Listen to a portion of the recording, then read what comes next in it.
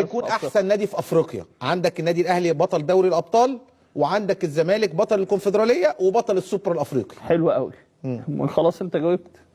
لا انا ماليش دعوه مين بقى، ما هو في الاخر مين؟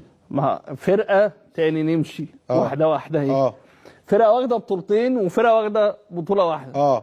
تاخد اللي واخده بطوله ولا هتاخد اللي واخده بطولتين؟ بس اللي واخده بطوله واخده الاقوى، البطوله الاقوى. ما فيش حاجه اسمها والنبي يا كابتن خالد. انا بقول لك كده والله. والنبي يا كابتن ما فيش حاجه اسمها الاقوى والاضعف والكلام ده كله. دي بطوله ودي بطوله. ايوه بس دي اقوى. دي مؤهله لكاس العالم للانديه وفلوس اكتر. دي بطوله. هو ثواني بس، لما جينا نحسب نادي القرن والسبعه اكبر من التسعه ماشي. احنا هتبقى الواحد اكبر من الاثنين. يعني الفرقه واخده بطولتين. يعني انت بتعمل 7 اكتر من 7 واحد اكتر من الاثنين. هي بالراحه بس. هي بالمنطق.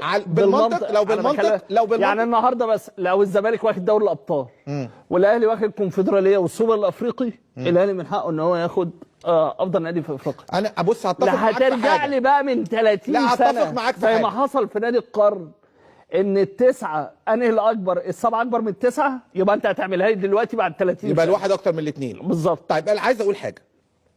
انا عندي بطوله الاقوى اللي هي